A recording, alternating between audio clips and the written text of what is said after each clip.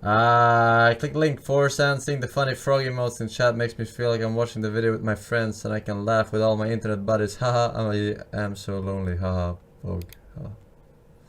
Genshin Impact is a game which has sucked away my soul and killed my dog. I first began playing Genshin Impact because of all the cute women, then experienced apotheosis and a philosophical enlightenment through the death of my own ego. I love Genshin Impact, but this game will have an impact on your social life, and even after you stop playing, you will not recover. To this day, it has left me in a perpetual state of sophisticated maulding, and I recommend it for all the wrong reasons. In this game, you play as John Impact, an extra-dimensional being whose brother was eaten by Mega Blocks and is forced to navigate Avatar: The Last Airbender for weeaboos. Powered by its simple chemistry system in which characters electrocute, burn, and throw rocks at each other. One of those is much less cool, but it, like Australopithecus, was my primary source of damage. Now trapped in the land of gotcha hell, our protagonist must find a way to save our siblings by fighting geometry, the indigenous inhabitants of Twitter, space midgets, and the ice KGB. As well, we are here to explore, solve puzzles, play prop hunt, cook, get arrested for looking at Zhongling too much, get sentenced to 10 years, and emerge from prison a devout Buddhist. This video is going to be about my experience playing this interesting game and how to objectively have the most fun with it. It's a very bad sign when most people who play the game don't recommend it, but I do. Although I am slightly a dingus, so I don't recommend you take my opinion as fact, but as entertainment. So whether you're new to this strange, otherworldly Chinese software or a Genshin pro, please allow me to tell you the tale of how this left a Genshin impact into my frontal lobe. Here's a fun tip that most Genshin players don't know. The age of consent is 18 years old. Let's begin with what's maximally important. Not the gameplay, not the story, nor anything you would typically associate with a video game. The single most important thing in this game is rolling dice to gain attractive people and then parading them around like a child on TLC. I do not exaggerate when I say this is probably what attracted most people to this game. If you want an example, Lisa is a character who continually refers to herself as One-sama and sounds like she is at all times on the verge of sex.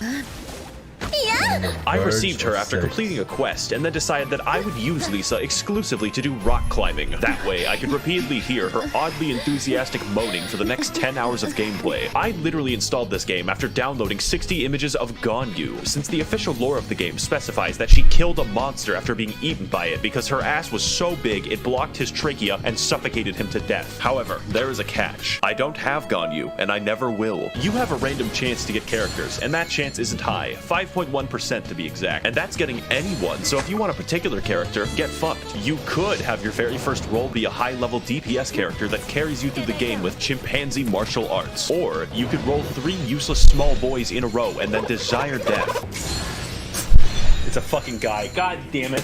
And while I'm writing about bad things that could be deal breakers, the anti-cheat for this game is very strong and has ring 0 permissions on your kernel. This means that it can read and write memory at any location in your computer without seg faulting. I, however, am not afraid, since if Xi Jinping does harvest my computer's data, all he will find is 50 pages of Waluigi hentai. It's your loss. And yes, it does turn off when the game isn't running. So this review is going to include a guide on how to have fun, because like real life, lusting after women causes suicidal depression.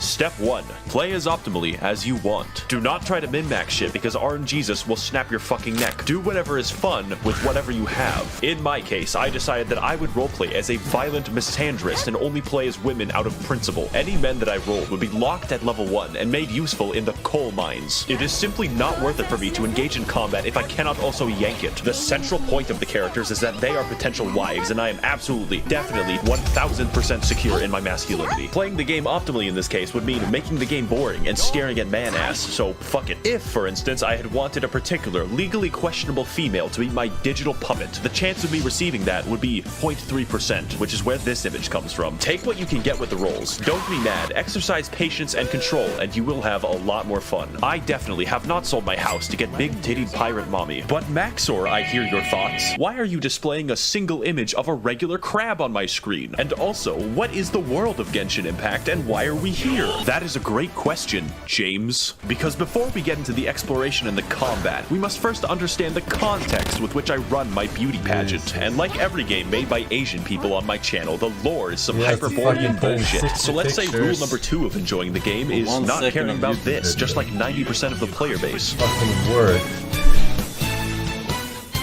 The world of Teyvat is ruled collectively by 7 gods who govern the 7 elements. Except the nature god, he's special. This came about because 2,800 years ago, there were like 80 gods or something. Then everything changed when the Fire Nation attacked. No, but actually 7 seals opened up in heaven, so literally every god fought over their power to the death. The result was the 7 gods of each element we see today, each ruling over their own nation in their own fucked up ways. Every once in a while, these delusional bastards will just give random people superpowers, like how the electricity god just gave a girl with a mental disorder a talking bird. This also includes small children who could very possibly kill themselves for some reason. Now, the world you see in-game takes place in 2 nations, or 3 if you're from the future. The first is Mondstadt, a lawless, anarcho-capitalist commune in New Hampshire which has no formal governance of any kind. They instead rely institutionally on vigilante justice, including a hot Batman. As a result, an entire territory of their nation is completely overrun with wolves. No one has the systemic authority to stop.